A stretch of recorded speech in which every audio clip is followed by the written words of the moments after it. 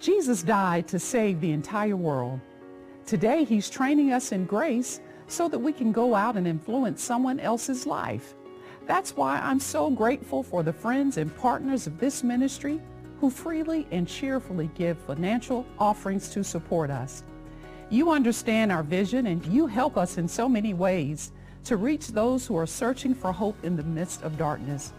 Thank you for empowering us to expand God's kingdom worldwide. Your financial donations into this ministry work all over the world to change countless lives. If you'd like to support our efforts to save the lost, you may call in or visit creflodollarministries.org today. God bless you. ఈ కార్యక్రమం ప్రసారపు ఖర్చులు క్రెఫ్లో dollar ministries భరిస్తుంది.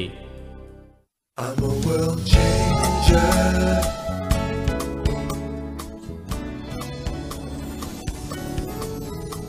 ఈనాటి సందేశంలో doctor క్రెఫ్లో dollar తోటి కలుసుకుందాం. మీ చేతుల్లో ఈ ఉదయం బైబిల్ ఉన్నట్లయితే ఓ ప్రభువా, ఈ సందేశాన్ని మీకు అర్థమయ్యేలా ఎలా వివరించాలని ఆలోచిస్తున్నాను. ఎందుకంటే ఈ సందేశంలోని మర్మాన్ని అందరం తప్పక అర్థం చేసుకోవాలి. ఒక ఏడాది క్రితం మదర్స్ డేలోని గంభీరత గురించి మనకు తెలియని కాలంలో తల్లితోటి ఎలా మర్యాదగా ప్రవర్తించాలని చర్చించుకునేవాళ్ళం. మరి ఆ దినం నుంచి ఈ దినం వరకు వాక్యాన్ని మేము అధ్యయనం చేసి జీవితంలోని ప్రతి వైఫల్యం అమర్యాద వలన వచ్చిందని, ప్రతి విజయం మర్యాద వలన వచ్చిందని మేము గుర్తించాం. మీ జీవితంలో సమస్తం సక్రమంగా జరుగుతున్నాయంటే కారణం దేవుని ఘనపరచడం నేర్చుకున్నారన్నమాట. తల్లిని ఘనపరిస్తే దేవుని ఘనపరిచినట్లు దానికి మీరు లోబడి చేసిన ప్రమాణానికి అంగీకరిస్తారు. తల్లులను గౌరవించడం ఎంత ముఖ్యమో నేర్చుకునే ఆ స్థాయి నుండి దేవుని గౌరవించే స్థాయికి మీరు నెమ్మదిగా నడిపించబడతారు. మీరు ద్వితీయోపదేశ కాండము గ్రంథం 28వ అధ్యాయం ప్రేమ మీద ఉన్న మీ యొక్క వైఖరి, మీ యొక్క జీవితంలో సక్రమంగా ఏ పని జరగకపోతే అది అగౌరవమేనని మీరు పరిశీలించి కనుగొనగలరు.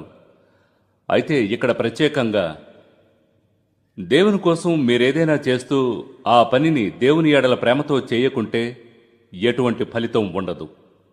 ఇది పలువురికి అల్ప విషయంగా కనిపించొచ్చు, వైఖరి అల్ప విషయం అనిపించొచ్చు. విజయాన్ని ఓటమిని ఇదే నిర్ణయిస్తుంది. ఎందుకంటే ప్రేమతో సేవించమని దేవుడు చెప్తుండగా, సంతోషంతో ఘనపరచమంటుండగా మనం చేయకపోతే ఆయన చెప్పిన పని చేయక ఆయన్ని మనం కించపరుస్తున్నాం.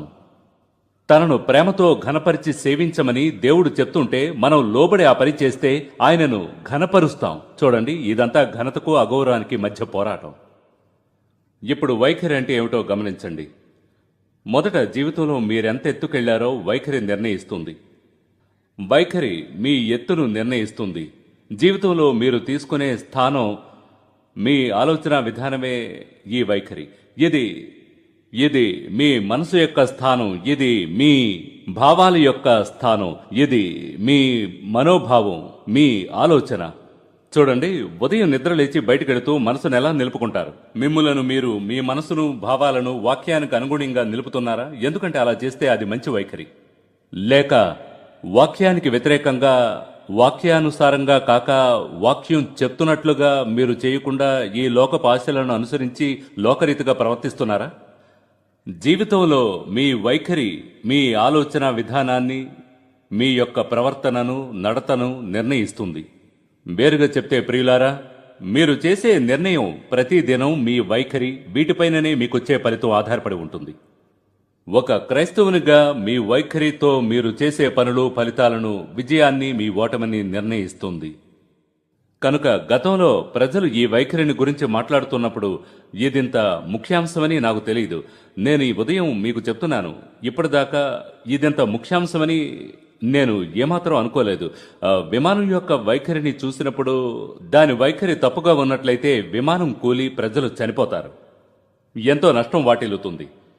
ఇదే విధంగా క్రైస్తవులమైన మనం దేవుని వాక్యానికి అనుగుణంగా వైఖరిని మార్చుకోవలసిన ప్రాముఖ్యతను గ్రహించకపోతే, వాక్యాన్ని ఘనపరచకపోతే ప్రార్థన ఫలించదు, వ్యవసాయం ఫలించదు, ఏది ఫలించదు. ఎందుకంటే మీరు ఈ విషయంలో ఎలాంటి వైఖరి కలిగి ఉన్నారో దానిపైననే బైబిల్ ఫలితాలు ఆధారపడి ఉంటాయి. ఈ పుస్తకానికి సంబంధించి మీ జీవిత వైఖరిపై మీ విజయం ఆధారపడి ఉంటుంది. ఈ పుస్తకానికి సంబంధించిన మీ ఆలోచన విధానం పైననే మీ యొక్క విజయం ఆధారపడి ఉంటుంది. కనుక ఈ గ్రంథం చిత్రంలో లేకపోతే, ఈ పుస్తకం మీ జీవితాల్ని ప్రభావితం చేయకపోతే, ఈ పుస్తకానికి మీ జీవితంపై అధికారం లేకుంటే, వాక్యానుసారంగా మీ జీవితంలో ఫలితాలు కలగకుంటే మీరు ఆశ్చర్యపడకండి. ఇళ్ళు లేకుండడం, నిరుద్యోగం, బాధ, శ్రమ ఇవన్నీ ఈ లోకంలో తప్పకుండా ఉంటాయి. అయితే ఈ వాక్యానికి అనుగుణంగా మనం నిలుచుని జీవిస్తుంటే ఈ శ్రమలపైన మనం అధికారం చేస్తూ దేవుని వాక్యపు ఫలితాలను పొందగలం. ఇప్పుడు లోకంలో ఇతరులందరికీ కలుగుతున్న ఫలితాలు మనకుండవు. కనుక వాక్యానికి అనుగుణంగా నా మనసు ఉన్నదా అని పరిశీలించుకోవాలి. వాక్యానికి అనుగుణంగా నా ఆలోచనలున్నాయా, లేక ఈ బైబిల్లో ఎక్కడా వ్రాయబడని లోకాభిప్రాయాన్ని నేనిప్పుడు అనుసరిస్తున్నానా? ఈ బైబిల్ దానివల్లనే ఎంత ముఖ్యమైనది. ఇదే ఆధారం. దీన్ని పునాదిగా మనం జీవితాన్ని నిర్మించాలి.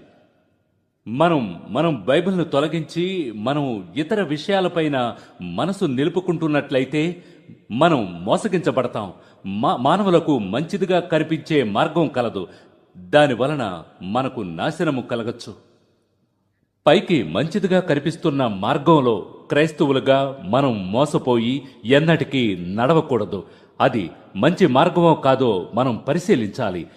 మార్గం మంచిదో కాదో, అయితే మంచి మార్గంలోనే మనల్ని నడిపించాలని నిర్ణయించేది దేవుని యొక్క వాక్యం మాత్రమే. అవును, ఖచ్చితంగా దేవుని వాక్యమే. ఇది చాలా ముఖ్య అంశం. అనగా మీరు ఈ లోకంలో క్రైస్తవులుగా జీవిస్తున్నా మీ జీవితంలో వాక్యానికి స్థానం లేకపోతే, మీ నిర్ణయాల్లో స్థానం లేకుంటే, మీరు చేసే పనుల్లో దానికి స్థానం లేకుంటే మీ యొక్క ప్రారంభమే సరిగ్గా లేదన్న మాట. మీ మనోభావాలు, మీ వైఖరి తప్పుగా ఉన్నాయి. ఇప్పుడవి మీ ప్రవర్తనను నిర్ణయిస్తాయి. అందుకే మీ వైఖరిని బట్టి మీకు ఫలితం వస్తుంది. అప్పుడు సంఘం ఉంది. మీరు ఇది వింటున్నారనుకుంటున్నాను, లేదా నిద్రపోతున్నారా? మీరు వింటున్నారా? సరే, నేను ఇప్పుడు చెప్తున్నాను. దీన్ని మీ బుర్రలోకి ఎక్కించేందుకు మీ తలను పగలగొట్టడం తప్పించి మిగతావన్నీ చేస్తాను. తప్పక ఎక్కిస్తాను. నిర్ణయించాను. నేనేం చేయాల్సి వచ్చినా, పల్టీలు కొట్టి పరిగెత్తాల్సి వచ్చినా మీ బుర్రలోకి తప్పక ఎక్కిస్తాను. మీరు ఈ రోజు ఇలా చెప్పుకుంటూ ఇంటికెళ్లారు. ఈ రోజు పాస్టర్ ఏం చెప్పాడు, ఏమో మరి వైఖరి విమానం గురించి ఏదో చెప్పాడు అని మీరనరు.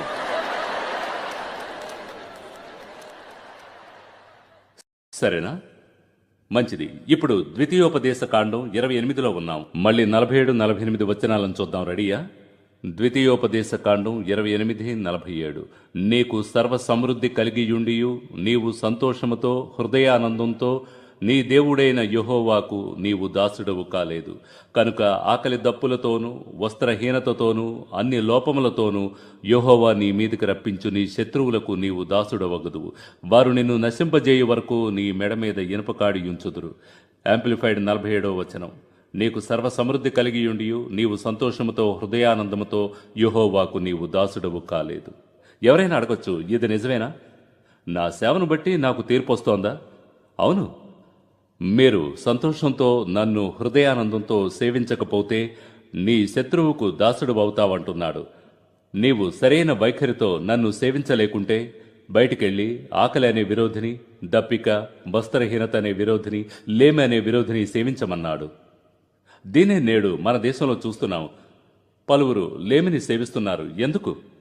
ఎందుకంటే వారు కృతజ్ఞతతో సేవించడం లేదు. సంతోషంతో గాని ఆనందాలతో గాని వారు సేవించడం లేదు. వారిప్పుడు లేమి అనే విరోధిని సేవిస్తున్నారు. మనం ఈరోజు ప్రేమ వైఖరి గురించి చర్చిస్తున్నాము. ప్రేమ అనేది మామూలు అంకిత భావం కాదు, అది ఆనందాన్నిచ్చే అంకిత భావం. చూడండి, ఆనందం గురించి మాట్లాడితే సంతోషం, సుఖం గురించి చెప్తున్నారు. సంతోషం, సుఖం.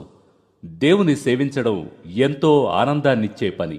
దేవుని సేవించడం ఎంతో సంతోషాన్నిచ్చే పని. దశమ భాగాన్నివ్వడం ఆనందం. విత్తనాలు నాటడం సంతోషం. ఆరాధనకు రావడం సంతోషం. ఎంతమంది నిద్రలేచి నేను తప్పక చర్చికి వెళ్లాలని తలపోశారో ఏమో. మీరు పడుకుని నిద్రపోయి ఉంటే మంచిది. ఎందుకంటే మన పనులన్నిటినీ దేవుడు గమనిస్తూ ఉంటాడు. ఆయన మన వైఖరిని పరిశీలిస్తాడు. మీ సంతోషాన్ని, మీరు ఆయన సేవలో సంతోషించడం, ఆనందించి కృతజ్ఞతను చూపిస్తున్నారా లేదా అని ఆయన పరిశీలిస్తాడు. అయితే నేను సరైన వైఖరితో ప్రభువును సేవించుకుంటే నష్టం వస్తుందా అని ఎవరూ ఆలోచించరు. దీనిని నష్టమని చెప్పొచ్చునో లేదో నాకు తెలియదు. అయితే ఖచ్చితంగా మీరు ప్రభువును సేవించేలా మీరు మీ వైఖరిని మార్చుకోకుంటే ఆశించిన ఫలితం